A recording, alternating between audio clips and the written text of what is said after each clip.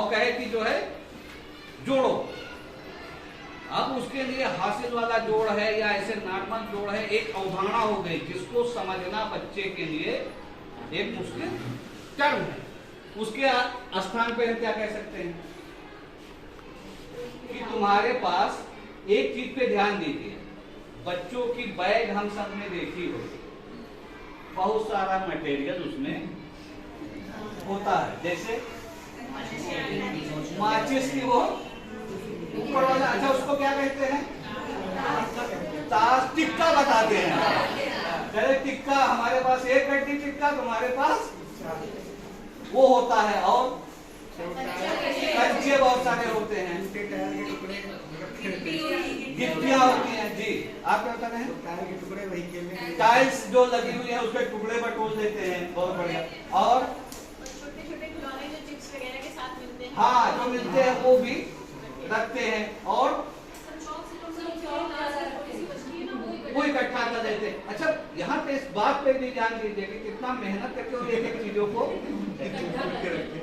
बहुत तरीके के बीज भी रखते हैं, जैसे इमली के, बबूल के, हाँ कुछ फल भी रखे रहते हैं जो जब फलों का, जैसे बेर का मौसम है तो हाँ, और अमरूद, हाँ जी अम्बार वगैरह, बिल्कुल सही। तो इसका मतलब सबने देखे हैं भाई। अब एक बात सोचिए, इन सब बातों पे थोड़ा सा ध्यान दीजिए, कितनी मेहनत से बच्चे उसको इकट्ठा करते होंगे। चाक के टुकड़े जो आप बता रहे हैं कि हम नॉर्मल लिख के, छोटा सा बच्चा तो उसको फेंक दिए, उन्होंने उसको इकट्ठा किया। अब उससे कितना लगाव है बच्चे को, इस बात को महसूस कर सकते थे। कोई बच्चा ले बस ले, उनको कुछ और हाँ छीन लिए। अब उस पे इस बात पे ध्यान दीजिए कि अगर उन्होंने इतनी मेहनत से बेचारे ने जोड़ा है, और हमसे बहुत, हम मतलब हम अध्यापक से डरते हैं कि देख ना पाए उसको, होता कि नहीं कि डांटेंगे क्या रखे हैं। अब उसके स्थान पे अगर हम कहें कि तुम्हारे बैग में क्या सामान है, लाओ दिखाओ, अरे तुम ये रखते हो, बहुत बढ़िया। तो एक की तारीफ की, दूसरा निकाल के रख देगा हमारे पास ये भी है, कोई और निकाल के देगा हमारे पास ये भी है। अब हम कहें कि ठीक है, आपके पास जो सामग्री है उसको लाओ, हम एक खेल खेलने जा रहे हैं। बच्चे को लगे ही नहीं कि हम उसको पढ़ाने जा रहे हैं। हम एक बात पे बहुत चर्चा करते हैं कि स्कूल बच्चा क्यों नहीं आना चाहता है। अगर हम उसको ढूंढने जाते हैं, जैसा कि गांव में जाते हैं जब नहीं आते हैं बच्चे, तो अक्सर कहाँ मिलते हैं बच्चे? खेलते हुए, नॉर्मल रूप में ज्यादातर बच्चे खेलते हुए मिलते हैं। क्यों? क्योंकि उनको उस विद्यालय में लगता है कि वहां जाएंगे, पूरा दिन बैठे रहेंगे, वो बड़े बड़े अवधारणा सिखाएंगे। अब मतलब जुड़ाव नहीं बन पाया है, लगाव नहीं बन पाया। अब वो जो सामान लाए हैं, जो खेल वहां खेल रहे हैं, वही लगे कि विद्यालय में खेल रहे हैं। हमारा तो कॉन्सेप्ट ये है कि हमको उस अवधारणा को बच्चे में समझ विकसित करनी। तो बच्चों से कहा जाए कि निकालो जो सामान रखे हो। अब हम मान लीजिए जोड़ सिखा रहे हैं बच्चे, तो ठोस वस्तुएं उनके पास मौजूद हैं, उन्हीं से अनुभव कराएंगे। कहेंगे निकालो कितने कंचे हैं, 5 कंचे निकालो तुम, 6 दूसरी जगह निकालो, दोनों को मिला दो, अब गिनो, जिसके पास जो सामान है वो ऐसे ऐसे करे,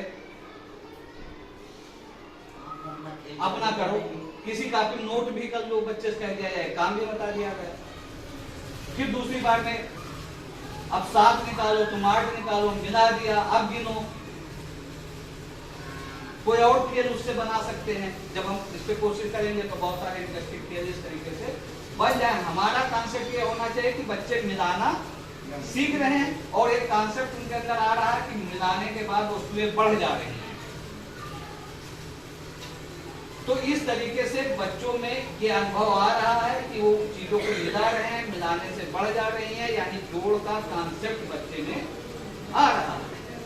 अब जब ये बात उन्हें समझ आ गई, उनका लगाव बन गया, तो ये है एक्सपीरियंस, ठोस वस्तुओं से अनुभव। ठोस वस्तुएं, इसीलिए हमने कहा कि उनका बस्ता चेक करिए, परिवेश की यही वस्तुएं हैं। तो अब उसके बाद हम बच्चे से ई हो गया, उसके बाद एल मीन्स यहाँ उसका मतलब क्या? लैंग्वेज।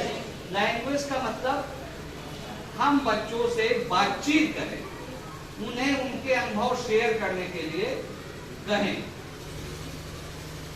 कि ये जो मिला रहे थे, कितने मिलाए थे, फिर क्या हो गया था। अच्छा तुम रास्ते में आते हो, रास्ते में या तुम्हारे घर पे कितनी बकरी थी, तुम्हारे चाचा के यहाँ कितनी बकरी हैं, दोनों मिला दिया क्या हो गया। अच्छा तुम कहाँ गए थे। इस तरीके से उनके अनुभव जो उन्होंने हासिल किया उसके आधार पे बातचीत की जाए। तो पहले हो गया तो वस्तुओं से अनुभव, ई फॉर एक्सपीरियंस, फिर उन अनुभवों के आधार पे बच्चों से बातचीत, दो चीजें हो गई। अब दोनों के बाद हम आएंगे पी, ई एल, उसके बाद पी।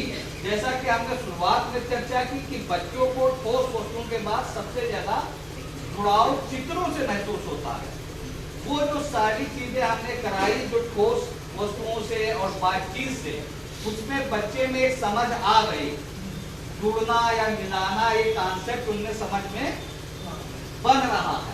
अब हम बच्चों को वही चीज चित्रों के माध्यम से समझाएं। चित्र कौन से?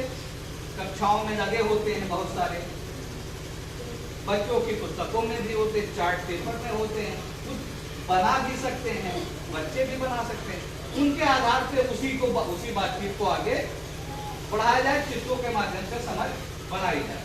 तो ठोस वस्तुएं हो गई, फिर बातचीत एल हो गई, फिर चित्रों के माध्यम से समझ बनाई जाए, और तब हम फिर लास्ट में एस फॉर सिंबल, हम उन प्रतीकों, उन अवधारणाओं के सबसे अंत में आएंगे कि अब हम तुमको सिखा क्या रहे थे, क्योंकि अब बच्चे का उस चीज से लगाव बन गया है।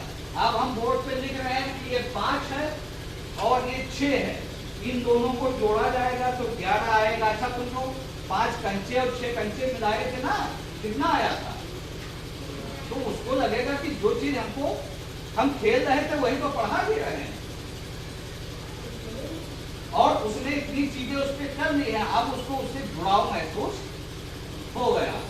तो जिस उस पे हमको चर्चा करनी है, जिस अवधारणा की समझ बनानी है, उसका सबसे उचित क्रम है कि हम ELPS के आधार पे बच्चों में उस अवधारणा को समझ बनाएं, उस चिन्ह और उस प्रतीक को सबसे अंत में बताएं। अक्सर होता क्या है कि हम सबसे पहले, हमारा क्रम है ELPS, और हम सबसे पहले S से ही शुरू करते हैं। बच्चा स्कूल में आता है, उसको गिनती लिख देते हैं, जाओ 5 है। अब उसके लिए हमारे लिए 5 किस तरीके से है? अगर हिंदी में सिखाए होते तो ये भी 5 है, उर्दू में सिखाए होते तो ये भी 5 है, किसी और भाषा में कुछ और भी हो सकता है। तो ये 5 थोड़े है, ये तो उसका एक प्रतीक है केवल, ये 5 तो है नहीं। 5 तो वो है जो उसने 5 वस्तुएं निकाली हैं, उसको चाहे इस भाषा में लिखा जाए चाहे उस भाषा में लिखा जाए। तो जब हम बार बार 5 उसी, कई बार ये पर्सनल एक्सपीरियंस भी होता है।